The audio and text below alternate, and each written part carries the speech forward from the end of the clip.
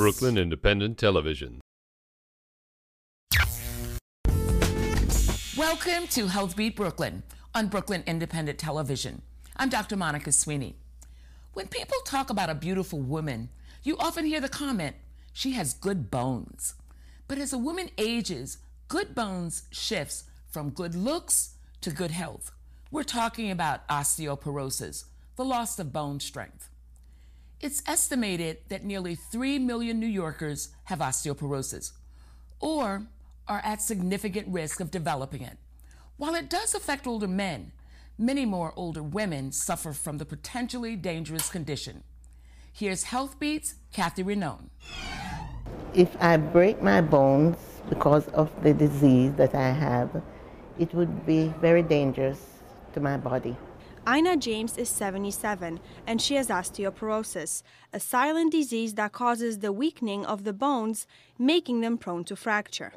So the bones we really worry about are your hip, the bones you really walk with, your spine, and also the bones in your arm as well as in your hands and wrists. If you have a low bone mass, your bones will fracture. Fractures add more than $17 billion a year to the national health care bill. Among elderly people who fracture a hip, nearly 20% die within 6 months, and many more spend the remainder of their lives needing full-time care. So who's at risk of developing osteoporosis? If you have a family history of a lot of people in your family who develop osteoporosis, then you are probably more prone to it. Being postmenopausal is a big risk factor. If you don't drink a lot of milk or take vitamin D or calcium, if you're not getting enough calcium, you're likely to become osteoporotic. We look at your risk factors. If you've got several risk factors, and that's what all these kinds of tests do, you really need to be screened. We use a very easy screening test called a DEXA scan. And what the DEXA scan does is it puts some energy through the patient's bone, and it's able to assess the bone mass itself. The ideal score, known as a T-score, on a bone density test is 2.5 standard deviation or above. Certain medical conditions like kidney disease and problems with your thyroid can also result in drastic bone loss. I visit Dr. Vincent very often, once a month, and she examined me. Then she let me know that I need medication whenever I need medication to take care of the disease that was taking over my body. Dr. Vincent met Mrs. James 25 years ago. Mrs. James suffered from hypertension, but soon Dr. Vincent discovered that she also had a benign tumor adjacent to her thyroid that was robbing her bones of calcium. So we did a DEXA scan. We showed Miss James how really weak her bones were.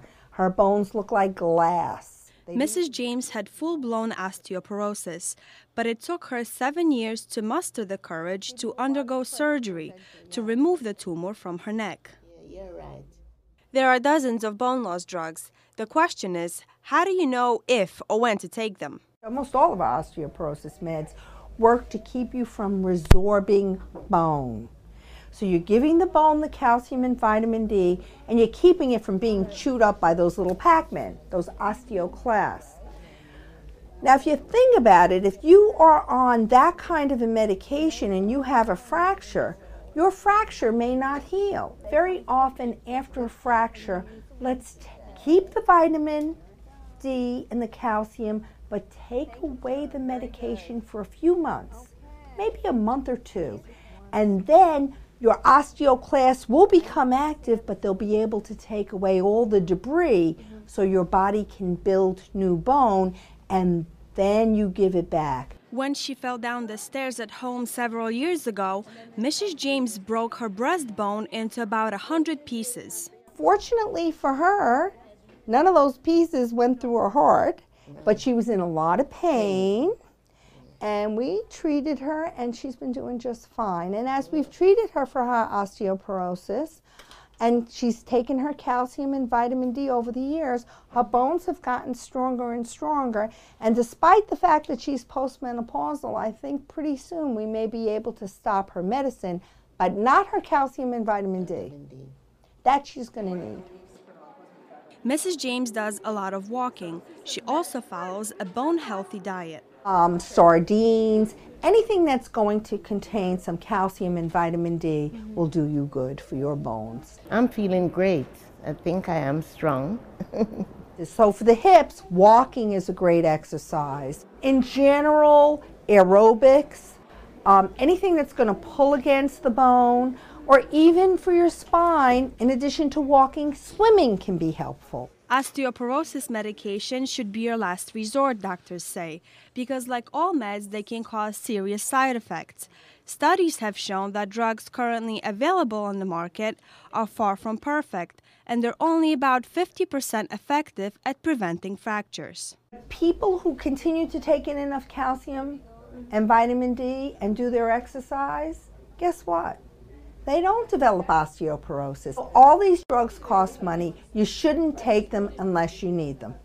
And I was happy that I did have the surgery because it helps a lot. You feel better, your feel bones better, don't ache as much. I think it keeps me younger too. You think so? Well, Yeah. something must be keeping you young because you look pretty good. Reporting for Healthbeat Brooklyn, this is Kathy Think Raynaud. about patience. Brooklyn Independent Television on the BCAT TV network.